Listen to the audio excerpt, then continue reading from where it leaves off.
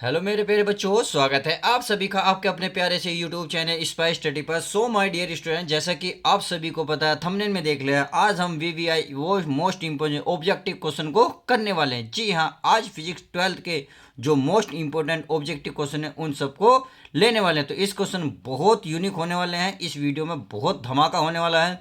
आज हम गर्दा कर देंगे, आज हम धूल मचा देंगे। तो चलिए सिस्टम फाड़ देंगे। तो चलिए क्वेश्चन की शुरुआत करते हैं और सिस्टम फाड़ने की शुरुआत करते हैं। अर्थात क्वेश्चन ऐसे ऐसे हैं जो आपका दिमाग हिला देंगे। बट अगर जिस बच्चे ने तैयारी करेंगे बहुत अच्छे से तरीके से, तो वो इन चीज़ों को सब कुछ कवर बहुत प्यार से कर लेगा। तो आई होप सब कुछ बात मेरी क्लियर हो गई।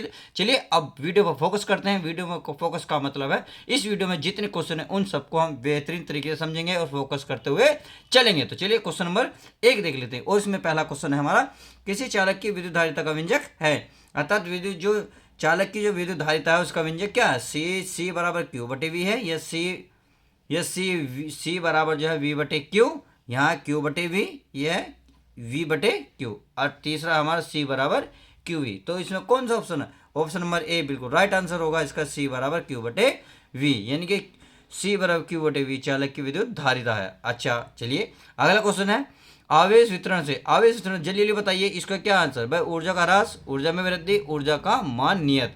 तो बताइए आवेश वितरण से जब आवेश बिखरता है तो उसमें क्या होता है? ऊर्जा का ह्रास होता है, ऊर्जा में वृद्धि होती है, या ऊर्जा का मान नियत रहता है। तो बताइए क्या होगा? तो इसमें ऑप्शन नंबर ए होगा, बिल्कुल ऊर्जा का ह्रास होगा। तो समझ में आ गया क्वेश्चन नंबर। अब क्वेश्चन नंबर देखते हैं तीसरा, संधारित्र के संधारित्र संयोजन में जो राशि प्रत्येक संधारित्र के समान रहती है वह है भाई आवेश, ऊर्जा, विभवांतर या धारिता। तो इसमें से कौन सा राइट आंसर है? भाई बताइए, संधारित्र के जो समांतर संयोजन में जो भी राशि होगी यानी कि प्रत्येक संधारित्र के समान रहती है, तो आवेश, ऊर्जा, विभवांतर या धारिता। तो इसमें सही आंसर कौन होगा? तीसरे का बिल्कुल राइट आंसर होगा सी। यदि आपने सी करा तो बिल्कुल गर्दा उड़ा दिया है, मौज कर दिया, मस्ती मस्त रहो मेरी जान। चलिए मेरे प्यारे बच्चों, बहुत अच्छा लगता है जब आप इतनी अच्छे से तैयारी करते हो और अच्छे अच्छे आंसर बताते हो, तो अच्छे अच्छे शब्द आपके लिए भी निकलते हैं। अब क्वेश्चन नंबर है 4, एक बिंदु आवेश क्यू से दूरी पर, यानी कि क्यू से दूरी पर विभव का मान क्या होगा? 1/450 गुणा क्यू अपन आर, 1/450 गुणा क्यू बटे आर स्क्वायर, या इनमें से कोई सा नहीं। तो ऑप्शन नंबर 4 में ए कौन सा नजर आ रहा है? बताइए कि एक बिंदु आवेश क्यू से दूरी पर जो विभव का मान होता है वो क्या होता है? भाई बिल्कुल राइट आंसर आपका होगा ए। जी आपने जिसने ए बताया बिल्कुल वेल डन, बहुत बढ़िया, मस्त, गजब, बेहतरीन, सॉलिड, अच्छे, nice, lovely, fantastic, awesome, cool, सब कुछ बेहतरीन कर दिया। आप चलिए क्वेश्चन नंबर 5 देखते हैं, यानी कि 4 का ए बिल्कुल राइट आंसर है। आप 5वां देखते हैं। ये 3 संधाएं जिनमें प्रत्येक की संधारिता सी है, श्रेणी क्रम में जुड़े हैं, उनकी तुल्य धारिता है। नंबर 1 3C, या 3/C, या C/3, या 1/3C। तो बताइए भाई 3 संधारिता हैं जिनका प्रत्येक धारिता क्या है? सी। अगर उन्हें श्रेणी क्रम में जोड़ा जाता है तो उनकी तुल्य धारिता क्या निकल गई? बताइए बताइए, प्यार से बताइए। 3 का 5 का जो आंसर होगा बिल्कुल राइट आंसर होगा सी, C/3 राइट आंसर हो जाएगा। तो आई होप क्वेश्चन नंबर 5 तक सब कुछ क्लियर हो गया होगा। तो चलिए अब क्वेश्चन नंबर देखते हैं नेक्स्ट। क्वेश्चन नंबर 6, ये अगर तापक्रम बढ़ाने पर यदि प्रतिरोध घटता है तो वह है, बताइए अतिचालक, अर्धचालक या विद्युत रोधी। तो बताइए इनमें से कौन सा होता है? भाई अगर तापक्रम को यानी कि ताप को बढ़ा देंगे तो उसका प्रतिरोध घटता है, तो वह बन जाएगा क्या? अर्धचालक, अर्धचालक, विद्युत रोधी या अतिचालक। तो 6 का ए बिल्कुल राइट आंसर नहीं है। जी हाँ, बिल्कुल राइट आंसर नहीं है। 6 का बी राइट आंसर जो होगा बी होगा, बिल्कुल अर्धचालक इसका सही आंसर हो जाएगा। अब क्वेश्चन नंबर 7, एक आदर्श वोल्टमीटर का प्रतिरोध होता है अनंत, शून्य, इनमें से कोई। जी हाँ बिल्कुल बताइए, जल्दी जल्दी पढ़िए। अनंत, शून्य, इनमें से कोई सा नहीं, यानी कि एक आदर्श वोल्टमीटर है का प्रतिरोध क्या होता है? अनंत, शून्य, ये प्रतिरोध। बताइए जल्दी जल्दी बताइए, बहुत जल्दी बताइए, गर्दा उड़ाइए, धुआं उड़ाइए। जी हाँ, क्वेश्चन नंबर 7 का एक बिल्कुल राइट आंसर है, 7वें का ए अनंत, यानी कि इसका राइट आंसर हो जाएगा। अब क्वेश्चन नंबर देखते हैं हमारा 8, किसी धातु के तार को गर्म करने पर उसका प्रतिरोध। बताइए किसी अगर कोई धातु के तार को यदि हम गर्म कर दें तो उसका प्रतिरोध क्या होगा? बिगड़ता है, बढ़ता है, या अपरिवर्तित रहता है? तो इसका 8वें का जो आंसर बिल्कुल राइट आंसर हो जाएगा, बी बिल्कुल सही हो जाएगा, यानी कि इसका तार को जब गर्म करेंगे तो उसका प्रतिरोध बढ़ता है।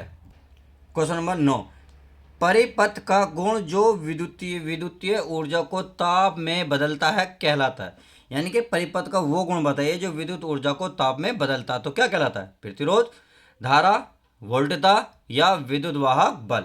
तो बताइए 9वें का कौन सा आंसर होगा? 9वें का आंसर बिल्कुल राइट होगा ए, यानी कि प्रतिरोध। तो इसका राइट आंसर ए हो जाएगा। तो आई होप क्वेश्चन नंबर समझ में आ गया होगा 9th। अब चलिए क्वेश्चन नंबर नेक्स्ट देख लेते हैं। नेक्स्ट क्वेश्चन हमारा क्या कहता है, ध्यान से पढ़ लेते हैं। क्वेश्चन नंबर 10 है, इलेक्ट्रॉन वोल्ट द्वारा मापा जाता है। बताइए, जो इलेक्ट्रॉन वोल्ट होता है उसके द्वारा क्या मापते हैं भाई? आवेश, विभवांतर, धारा या इनमें से कोई सा नहीं। तो बताइए प्लीज ध्यान से चार ऑप्शन देखिए और बहुत जल्दी से टिक करिए कि इलेक्ट्रॉन वोल्ट को किसके द्वारा मापा जाता है। जी हाँ, बिल्कुल राइट बताया, इलेक्ट्रॉन वोल्ट को किसी के भी द्वारा मापा नहीं जाता है, यानी कि ना तो आवेश, ना विभवांतर, ना धारा। अब क्वेश्चन नंबर 11, इसमें कहा त्वरित आवेश उत्पन्न करती है अल्फा किरणें, गामा किरणें या विद्युत चुंबकीय तरंगे। तो बताइए इनमें से ए बी सी में से कौन सा सही आंसर होगा? त्वरित आवेश उत्पन्न करती हैं। 11वें का बिल्कुल राइट आंसर होगा सी, विद्युत चुंबकीय तरंगे त्वरित आवेश उत्पन्न करती हैं। तो चलिए अब क्वेश्चन नंबर देख लेते हैं, नेक्स्ट हमारा क्या कहता है। अगला क्वेश्चन है 12वां, जब किसी आमापी को संड किया जाता है तो इसकी सीमा क्षेत्र बढ़ती है, घटती है, स्थिर रहती है। बताइए भाई, जब किसी आमापी को संड किया जाता है यानी कि उसे शांत किया जाता है तो इसकी सीमा क्या होती है? बढ़ती है, घटती है या स्थिर रहती है। तो बताइए 12वें का कौन सा आंसर होगा? जी बिल्कुल राइट आंसर होगा ए, यानी कि राइट आंसर ए हो जाएगा 12वें का ए। अब देखते हैं क्वेश्चन नंबर 13, 11 क्यूरी ताप क्रम के ऊपर लौह चुंबकीय पदार्थ हो जाता है। बता दिए परा मैग्नेटिक, डायमैग्नेटिक या विद्युत रोधी। तो इन तीनों में से कौन सा आंसर होगा? जब क्यूरी तापक्रम के ऊपर लोहा चुंबकीय पदार्थ हो जाएगा, यानी कि क्यूरी ताप जो है इसके ऊपर लोहा चुंबकीय पदार्थ क्या बन जाएगा भाई? परामैग्नेटिक बन जाएगा, डायमैग्नेटिक बनेगा या विद्युत रोधी बनेगा। तो 13वें का बिल्कुल राइट आंसर होगा ए, परामैग्नेट बन जाएगा। तो आई होप क्वेश्चन नंबर 13 भी क्लियर। अब क्वेश्चन नंबर देखते हैं 14, वायु की चुंबकीय प्रवृत्ति होती है। बताइए धनात्मक, ऋणात्मक या शून्य। 14 का कौन सा राइट आंसर होगा? राइट आंसर बिल्कुल सी हो जाएगा, शून्य, यानी कि वायु की जो चुंबकीय प्रवृत्ति होती है क्या होती है? शून्य होती है। अब अगला क्वेश्चन, क्वेश्चन नंबर 15, ये बोला विद्युत यानी कि पृथ्वी की ध्रुव पर नमन कोण का मान, यानी कि पृथ्वी के जो ध्रुव पर है नमन कोण का मान कितना होता है? ए 0, बी 90, सी 45। तो बताइए 15 का ए कौन सा आंसर सही होगा? जी बिल्कुल राइट आंसर आपका 15 का सी राइट आंसर हो जाएगा, यानी कि 45 अंश। 45 डिग्री लिख सकते हो, 45 अंश या डिग्री बोल सकते हो। चलिए अब क्वेश्चन में देखते हैं 16 और 17। तो इसमें कह रहा है पृथ्वी की विषुवत रेखा पर निर्बाध लटकी चुंबकीय सुई। निर्बाध का मतलब होता है, निर्बाध यानी कि स्वतंत्र, यानी कि पृथ्वी की विषुवत रेखा पर स्वतंत्र लटकी चुंबकीय सुई 45 कोण पर झुकी रहती है, 60 डिग्री पर झुकी रहती है या क्षैतिज रहती है। तो इसमें 16वें का कौन सा राइट आंसर होगा? 16वें का राइट आंसर होगा बिल्कुल राइट आंसर सी, बिल्कुल राइट आंसर हो जाएगा। तो आई होप क्वेश्चन नंबर भी क्लियर हो गया 16वां। अब 17वां क्वेश्चन, इसमें बोला है मेरे प्यारे बच्चों, विद्युत चुंबक बनाने के लिए, यानी कि विद्युत चुंबक बनाने के लिए पदार्थ में होनी चाहिए क्या? उच्च चुंबकीय प्रवृत्ति, उच्च चुंबकीय धारणशीलता या कोई नहीं। बताइए 17वें का आंसर कौन सा राइट लग रहा है भाई? आपको ए लग रहा है उच्च चुंबकीय प्रवृत्ति, या बी उच्च चुंबकीय धारणशीलता, या सी इनमें से कोई सा भी नहीं। तो 17वें का बिल्कुल राइट आंसर होगा ए, उच्च चुंबकीय प्रवृत्ति, यानी कि जब विद्युत चुंबकीय बनाने के लिए पदार्थ चाहिए वो उच्च चुंबकीय प्रवृत्ति का होना चाहिए। तो चलिए क्वेश्चन नंबर 17 आपका क्लियर हो गया। अब क्वेश्चन नंबर देखते हैं हमारा नेक्स्ट,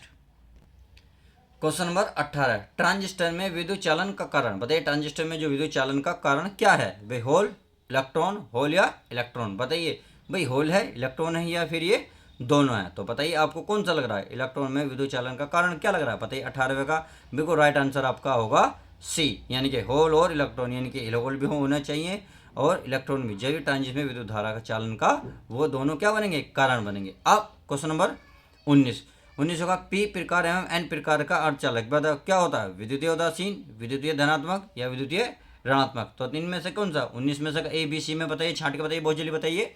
जी आपने बिल्कुल राइट बताया, 19 का ए विद्युतीय उदासीन, यानी कि पी प्रकार व एन प्रकार का जो अर्धचालक होगा विद्युतीय उदासीन होगा। तो आई होप क्वेश्चन नंबर क्लियर हो गया। अब चलते हैं क्वेश्चन नंबर 20 को बड़े ध्यान से पढ़ते हैं मेरे प्यारे बच्चों, ध्यान से पढ़ना है क्योंकि हर एक क्वेश्चन मोस्ट इंपॉर्टेंट है एग्जाम के पॉइंट ऑफ व्यू से। अगर आपने थोड़ी सी भी लापरवाही बरती तो आपका रिजल्ट डाउन हो जाएगा, परंतु मैं नहीं चाहता आपका रिजल्ट डाउन हो, क्योंकि महीना एक बचा है, उसके लिए मैं जी जान लगा रहा हूँ। तो आप भी बिल्कुल जी जान से पढ़ें, हर एक क्वेश्चन को बड़े ध्यान से पढ़ें और कोशिश करें मुझसे पहले बताने से पहले आप इसका आंसर बताएं। तो चलिए क्वेश्चन नंबर 20 को पढ़ते हैं और देखते हैं आप क्या बता पाते हैं।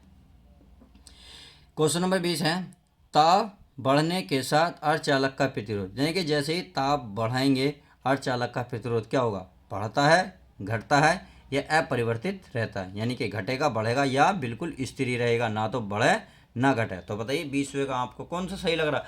जी 20वें का बिल्कुल राइट आंसर होगा बी। यदि आपने बी बताया तो अपने कमर को थपथपा लीजिएगा, क्योंकि आप बिल्कुल सही दिशा में तैयारी कर रहे हैं। तो क्वेश्चन नंबर 20 हमारा क्लियर, यानी कि 20 का बी राइट आंसर हो जाएगा। अब क्वेश्चन नंबर चलते हैं 21।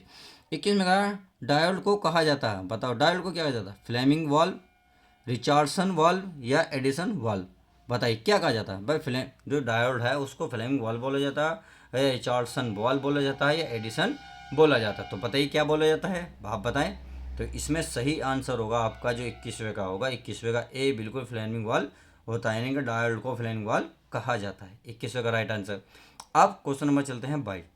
इसमें बोल रहा है यदि ट्रांजिस्टर के धारा नियतांक अल्फा बीटा हो तो, यानी कि ट्रांजिस्टर की जो धारा नियतांक है अल्फा और बीटा हो तो, यानी कि अल्फा और बीटा क्या होंगे? एक के बराबर होंगे, या एक से बड़ा बीटा होगा और एक से छोटा अल्फा होगा, या अल्फा और बीटा क्या होंगे? आपस में बराबर होंगे। वो सॉरी मैंने देखा नहीं, ये आपको नहीं दिख रहे, चलिए दोबारा बोल देते हैं। यदि ट्रांजिस्टर के धारा नियतांक अल्फा बीटा हो तो अल्फा बीटा क्या होंगे? बराबर होंगे। भाई एक से बड़ा अल्फा होगा और एक से छोटा, सॉरी एक से बड़ा बीटा और एक से छोटा अल्फा, यानी कि एक से बड़ा तो बीटा हो गया, एक से छोटा अल्फा, या अल्फा बीटा क्या होंगे? आपस में बराबर होंगे। तो बताइए 22वें का कौन सा राइट आंसर होगा? राइट आंसर होगा बिल्कुल बी जी। यदि ट्रांजिस्टर की धारा नियतांक अल्फा बीटा हो तो एक से बड़ा बीटा होता है और एक से छोटा अल्फा होता है। क्वेश्चन नंबर 22 हमारा क्लियर। अब चलते हैं क्वेश्चन नंबर नेक्स्ट पे। क्वेश्चन नंबर 23, यह प्रकाशीय तंतु का सिद्धांत है, विवर्तन, व्यतिकरण, पूर्ण आंतरिक परावर्तन। तो बताइए प्रकाशीय तंतु का सिद्धांत कौन सा है? जी आपका 23वें का जो राइट आंसर होगा वो होगा सी, पूर्ण आंतरिक परावर्तन। यानी कि प्रकाशीय तंतु का सिद्धांत क्या होता है? पूर्ण आंतरिक परावर्तन होता है। तो क्वेश्चन नंबर 23 का सी राइट आंसर हो जाएगा। अब क्वेश्चन नंबर देखते हैं नेक्स्ट। ये कह रहा है माइक्रो तरंगों की आवृत्ति होती है। तो बताइए माइक्रो तरंगों की आवृत्ति कैसी है? रेडियो आवृत्ति से अधिक होती है, रेडियो आवृत्ति से कम होती है, या अपरिवर्तन रहती है? तो बताइए ध्यान से देखिए, माइक्रो तरंगों की आवृत्ति बताइए 24वें का कौन सा राइट आंसर होगा? भाई ए, बी या सी? जिसने ए, बी और सी बताया अपने गाल पे दो तमाचे मारो, आपने ऐसी गलती क्यों की? अगर जिसने ए बताया तो बिल्कुल फंटास्टिक बताया, ओसम, बढ़िया, कूल, मज़ा आ गया। चलिए तैयार है कि बहुत अच्छे से। अब धुआं धुआं करेंगे अगला क्वेश्चन। अगला क्वेश्चन है हमारा चुंबकीय क्षेत्र में गतिमान आवेशित कण पर लगने वाले चुंबकीय बल का सूत्र है। तो F बराबर क्यू वी बी, यह बराबर Q V B sine theta, यह F बराबर क्यू साइन थीटा। तो इनमें से कौन सा राइट आंसर हो जाएगा आप बताएं। भाई राइट आंसर कौन सा होगा? भाई चुंबकीय क्षेत्र में गतिमान आवेशित कण पर लगने वाले चुंबकीय बल, यानी कि F बराबर, तो F बराबर इसका 25वें का बी राइट आंसर होगा। ये होगा F बराबर Q V B sine theta. I hope question number clear हो गया 25वां। अब क्वेश्चन नंबर 26। तो 26 देख लेते हैं। एल लंबाई, आई धारा तथा एन फेरों वाली परिनिलिका के मध्य चुंबकीय क्षेत्र का व्यंजक, यानी कि है चुंबकीय क्षेत्र का क्या बताना है? व्यंजक। तो इसमें तीन ऑप्शन दे रखे हैं, म्यू जीरो एन आई बटे 4 पाई एल, या बी है mu zero N L I, या सी बराबर है म्यू जीरो एन आई बटे एल। तो बताइए इसमें ए बी सी में आपको कौन सा लग रहा है? जी आपने तैयारी अच्छे से की है मुझे पता है, और अच्छे से कर भी रहे हैं। तो उसमें 26वें का आपका सी राइट आंसर हो जाएगा, यानी कि 26वें का कौन सा आंसर होगा? सी बिल्कुल राइट आंसर हो जाएगा। अब क्वेश्चन नंबर देखते हैं नेक्स्ट, यानी कि 27वां। तो 27वां क्वेश्चन क्या कहता है पढ़ लेते हैं ध्यान से। ये कह रहा है विद्युत धारा के चुंबकीय प्रभाव की खोज निम्न में से किस वैज्ञानिक ने की? जी विद्युत धारा के जो चुंबकीय प्रभाव की खोज किसने की? वैज्ञानिक ने की। वह फ्लेमिंग, एम्पियर, फेराडे या ओस्टेड ने। तो आपको देखिए पेपर में बहुत बार क्वेश्चन ये पूछा गया है, आपको ये पता भी होना चाहिए। क्यों? क्योंकि जनरल नॉलेज का भी सवाल है कि चुंबकीय प्रभाव की खोज ओस्टेड ने की। तो इस 27वें का जो आंसर होगा बिल्कुल डी राइट आंसर होगा। ओस्टेड ने विद्युत धारा के चुंबकीय प्रभाव की खोज की है। क्या है समझ में आया? अब चलिए क्वेश्चन नंबर 28। 28 में क्या कर रहा है? चुंबकीय क्षेत्र में गतिमान कण का अपरिवर्तित रहता है, यानी कि चुंबकीय क्षेत्र में गतिमान कण का अपरिवर्तित क्या रहता है? भाई वेग, चाल, गतिज ऊर्जा, या बी और सी? बी और सी का मतलब है यहाँ पे कि चाल और गतिज ऊर्जा दोनों अपरिवर्तित रहती हैं, या केवल वेग या चाल गतिज ऊर्जा? तो बताइए 28वें का कौन सा आंसर होगा? जी 28वें का आंसर जो आपका बिल्कुल राइट होगा, यानी कि डी, यानी कि बी और सी। बी और सी का मतलब है कि उसकी चाल और गतिज ऊर्जा क्या रहती है? अपरिवर्तित रहती है। आई होप समझ में आ गया। तो चलिए अब नेक्स्ट क्वेश्चन देख लेते हैं। क्वेश्चन नंबर है 29। यह निर्वात की चुंबकीय प्रवृत्ति का मान होता है, नंबर है 1 के बराबर, अनंत या शून्य। तो बताइए निर्वात में जो चुंबकीय प्रवृत्ति का मान क्या होता है? भाई 29वें का आपका राइट आंसर हो जाएगा बिल्कुल सी, यानी कि शून्य। उन निर्वात की चुंबकीय प्रवृत्ति का मान शून्य होता है। तो 2900 का सी बिल्कुल राइट आंसर। चलिए अगला क्वेश्चन देख लेते हैं। ये कह रहा है लोहा होता है अनुचुंबकीय, पृथ्वी चुंबकीय, लोह चुंबकीय। तो बताइए इसमें से राइट आंसर। भाई ये तो बहुत ईजी क्वेश्चन है। अगर हम मुस्कुरा रहे हो तो एक कान पर लग जाएगा। जब तक आपको राइट आंसर नहीं होगा तो आपकी मुस्कान कम होनी चाहिए। आंसर बताने के बाद मुस्कुराते रहो। अगर आपने बिल्कुल क्या बताया, आपने इसका 30वें का भाई सी बताया तो मुस्कुरा सकते हैं क्योंकि राइट आंसर है। और बाकी जिसने ये बताया बिल्कुल चुप। ऐसा गंदी बात, ऐसी बात मेरे प्यारे बच्चों नहीं करते, गलत आंसर नहीं देते। क्यों नहीं देते? क्योंकि आपकी तैयारी अब लास्ट है, तो तैयारी अच्छे से होनी चाहिए। नहीं हुई तो इस वीडियो को बड़े ध्यान से देखते रहो। अब क्वेश्चन नंबर क्या है? 31वां।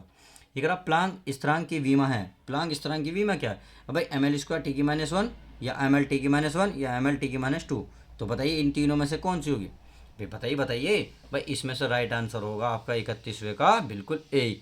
यानी कि 31 प्लांक नियतांक की जो विमा होती है वो होती है ml² t की -1। तो ये बिल्कुल राइट आंसर हो जाएगा। आई होप क्वेश्चन नंबर 31 क्लियर। अब 32वां।